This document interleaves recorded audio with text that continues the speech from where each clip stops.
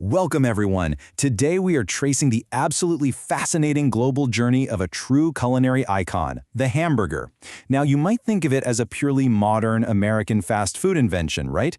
Well, get ready, because we're going to see how this everyday meal actually has surprisingly deep, ancient roots that span the entire globe. Today, we're literally reconstructing a 4,000-year timeline of ground meat. Let's get right into it. Okay, here's our roadmap for this explainer. We'll start with the burger's ancient ancestors, track its path from the Mongols to Hamburg, tackle the great American debate over who actually invented the sandwich, explore the fast food revolution, and finally, wrap up with some amazing global adaptations. Section 1. Ancient Ancestors and the Origins of Ground Meat. Long before anyone thought to put meat between two slices of bread to create a portable sandwich, humans were already figuring out that grinding or mincing meat was just a fantastic way to consume it. The grand 4,000-year sweep of burger history actually kicks off way back in ancient Egypt. Believe it or not, people were known to eat ground meat right alongside the pharaohs. From there, the concept jumps forward to the 5th century with the Romans, then over to the 12th century Mongol Empire, before finally landing in 19th century Germany as the Hamburg steak. So let's take a closer look at that Roman connection. What is truly incredible here is just how complex and upscale this 1,500-year-old Roman recipe was. Found in the ancient Apicius cookbook, the Isichia Aumentata was a remarkably rich, flavorful patty. They mixed minced meat with pine kernels, wine, pepper, and garum, which was this super pungent, salty fish sauce, before forming it all into a patty.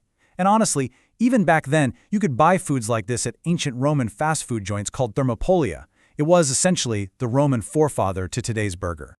Moving into Section 2, From Mongols to Hamburg, the Migratory Path. So how exactly did ground meat get from the ancient world to the shores of Europe and eventually America? Well, the answer lies mostly with conquering armies and trading sailors. We can actually follow this geographical handoff in 3 distinct steps. Step 1. Picture this. In the 1100s, Genghis Khan's Mongol cavalry needed food they could eat on the go without dismounting.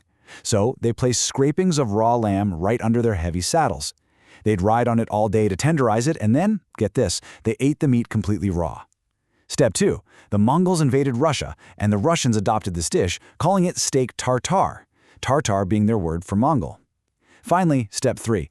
German sailors trading in those Russian ports encountered the dish, loved it, and brought it back home to Hamburg, Germany. And that brings us right over to America. German immigrants, along with sailors coming into New York Harbor, brought this Hamburg steak with them. But here's the thing. It wasn't the cheap fast food we know today. Not at all. In 1873, at the famous Delmonico's restaurant in New York, a plate of Hamburg steak cost 11 cents. Now that might sound cheap to us, but believe it or not, that was actually twice the price of a simple beef fillet at the time. It was often served lightly salted, sometimes raw or just lightly cooked, mixed with onions and breadcrumbs. Which brings us to Section 3, the Great American Burger Debate.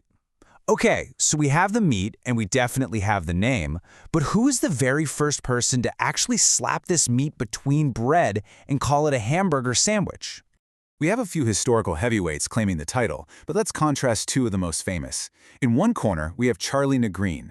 Back in 1885, as a 15-year-old at the Seymour Fair in Wisconsin, he realized people couldn't easily walk around the exhibits while eating his meatballs. So, for convenience, he smashed them between bread and called it a hamburger. Now, in the other corner, we have Fletcher Davis of Athens, Texas. Oral histories say Davis opened a lunch counter in the 1880s, serving up fried ground beef patties with mustard, a Bermuda onion, and pickles, all tucked between 2 slices of homemade bread. And this brilliantly illustrates just how incredibly seriously these local origins are taken. The state of Texas actually passed a concurrent resolution in 2007. Yes, literally, a state law officially cementing Fletcher Davis's legacy and claiming Athens as the original home of the hamburger. They firmly point to evidence that Davis served his creation at the highly influential 1904 St. Louis World's Fair, which for sure is where the burger truly gained its national fame. But, the plot thickens. Frank and Charles Menches claim they ran out of pork at an 1885 fair in Hamburg, New York, and had to substitute beef. Then you have Oscar Weber Bilby's family in Oklahoma, who claim he was the absolute first to use a proper yeast bun in 1891. And we can't forget Louis Lassen in Connecticut, who famously served brown beef trimmings between toast in 1900. The real truth here? The invention of the burger is just a tangled, undocumented web of simultaneous American innovation. All right, Section 4, the fast food revolution.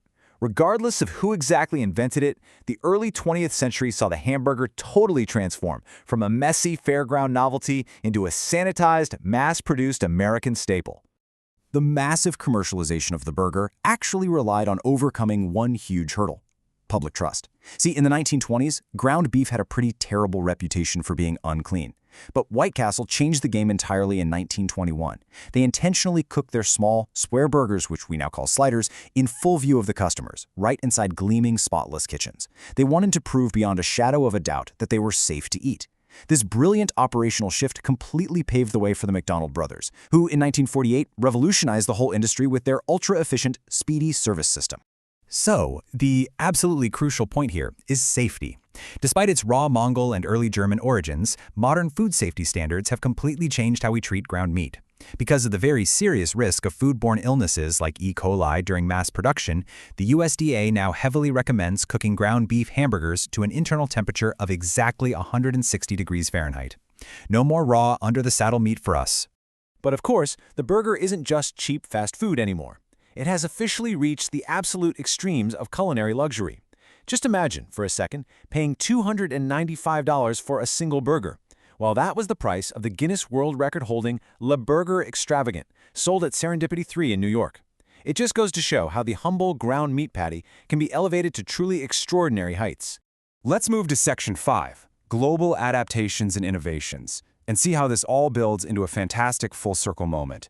The burger left Europe and Asia as basic ground meat, became an iconic sandwich in America, and then went right back out into the world to evolve once again. A totally perfect example of this is Japan's take on the dish. If we contrast the traditional American hamburger with the Japanese Hamburger, the differences are super striking. The Japanese version actually traces its roots back to the Meiji period, but it really exploded in popularity in the 1960s as a great affordable meal. It often blends pork and beef together, and surprisingly enough, it is served entirely without a bun. Instead, it's covered in a rich demi-glace or brown sauce. Honestly, it's much more akin to a traditional steak dinner than a handheld sandwich. And the adaptations certainly don't stop there. Different cultures eagerly adopt the burger to fit their local tastes. Back in Japan, you can also find burgers sandwiched between compressed rice buns. Over in Denmark, the buff sandwich is famously drowned in thick brown gravy. Down in Mexico, the hamburguesa often features sliced ham stacked right on top of the cheese. And in India, where beef is widely avoided for religious reasons, chains offer the Maharaja Mac, utilizing chicken patties instead.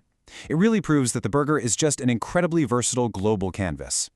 Which brings us to our final thought, and a question I want to leave you with. We've seen this dish travel from ancient Egyptian pyramids to Mongol saddles to American fairgrounds and back across the globe. Today, we're even seeing innovations like the very first lab-grown cultured beef burgers. The 4,000-year history of the burger is literally still being written right now. So I have to ask, what do you think the burger of the next millennium will look like? Thanks so much for joining me on this explainer. Keep learning, and I'll see you next time.